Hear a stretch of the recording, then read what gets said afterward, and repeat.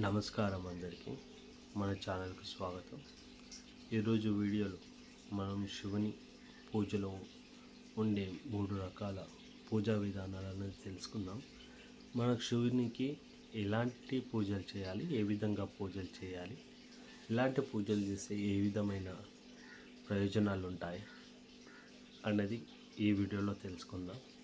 మొదటగా మనకు శివునికి సాత్విక పూజ అనే విధానం చాలా ముఖ్యమైనది.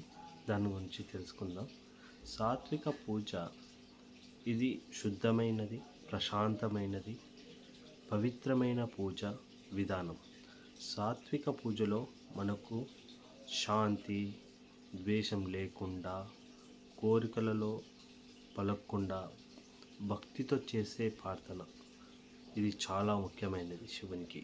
సాత్విక పూజలో ఉపయోగించే ద్రవ్యాల గురించి తెలుసుకుందాం. ఎలాంటి పదార్థాలను మనము ఈ సాత్విక పూజలో ఉపయోగిస్తాము. పవిత్రమైన జలంతో అభిషేకం చేయాలండి.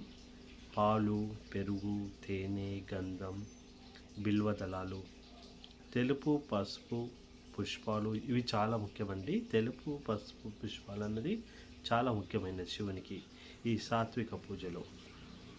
అండ్ దీపం, ధూపం అన్నది కంపల్సరీ అండి. ఈ పూజను శివుడు అత్యంత ఇష్టపడతాడని శాస్త్రాలు కూడా చెప్తున్నాయండి.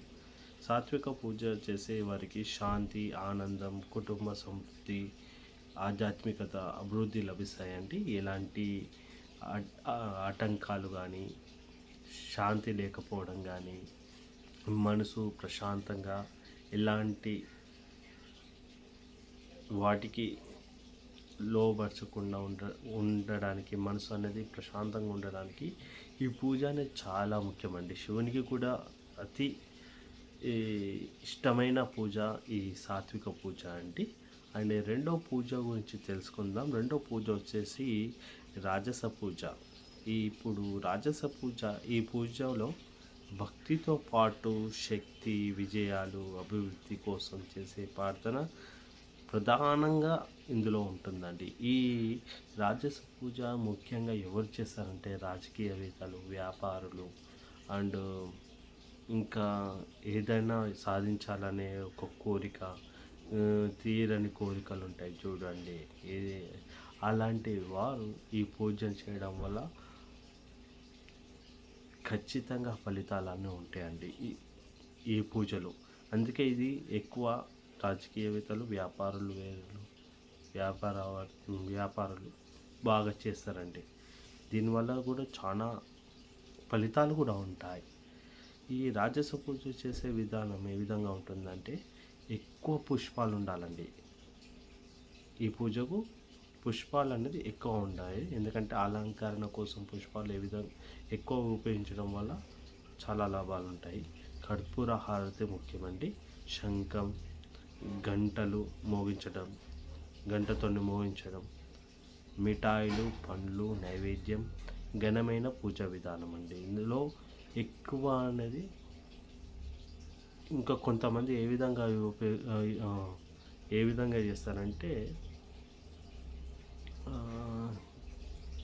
శివునికి గంజాయి నైవేద్యంగా కూడా పెడతారండి. ఎక్కువ ఫలితాలు వస్తాయన్న ఒక ఆలోచనతో శివునికి ఇది పవిత్రంగా భావించి శివునికి గంజాయి కూడా నైవేద్యంగా పెడతారండి. ఈ రాజస పూజ అన్నది ముఖ్యంగా శక్తి, ధైర్యం, ఉద్యోగం, వ్యాపార అభివృద్ధి కోరిక చేస్తారు. శివకృపను ఆకర్షించే ఈ శక్తివంతమైన పూజా విధానం అండి ఈ రాజస పూజ. ఇంకోటి మూడో పూజ వచ్చేసి తామస పూజ. చివరి తామస పూజ. ఇది శాస్త్రాలతో పూర్తిగా తప్పించవలసిన పూజగా చెప్పబడిందండి. ఈ శాస్త్రం కూడా చెప్పారు ఇది పూజ అనేది చేయకూడదు.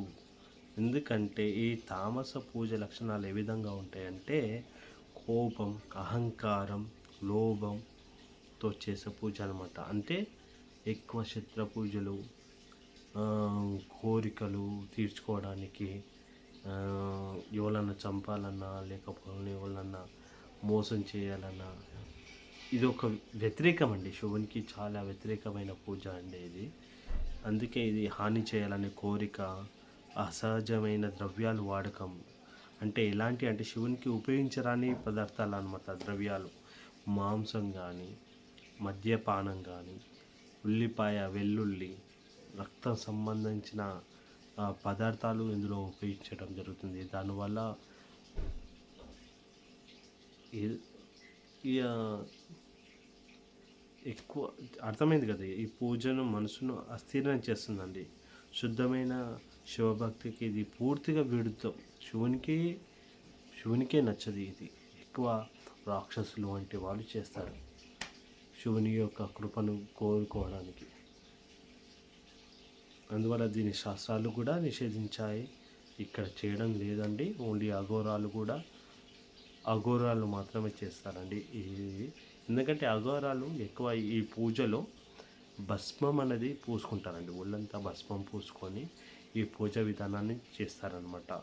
ఈ వీళ్ళు మనకు అందుబాటులో ఉండరండి. అందుకే ఈ పూజన విధానం వాళ్ళు మాత్రమే అభ్యసిస్తారు, ఇంకా ఎవరు అభ్యసించరు. మనం వంటి వాళ్ళు పూజలు అభ్యసించేది 1-2 పూజలు మాత్రమే అభ్యసిస్తారు. శివుని కంక్లూషన్ ఏంటంటే, శివుడు భోలేనాథ్. మనం ఏ కోరిక లేకపోయినా కేవలం నిజమైన భక్తిని మాత్రమే కోరుకునేవాడు. సాత్విక పూజ అత్యంత పవిత్రమైనదండి. రాజస పూజ కోరికల కోసం, తామస పూజ పూర్తిగా నివారించబడింది. ఈ వీడియో నచ్చితే మీరు లైక్ అండ్ సబ్స్క్రైబ్ చేయండి. ఇంకా వేరే పూజ విధానాల గురించి కూడా తెలుసుకోవాలనుకుంటే ప్లీజ్ నన్ను ఫాలో అవ్వండి, సబ్స్క్రైబ్ చేయండి. థ్యాంక్ యూ అండి.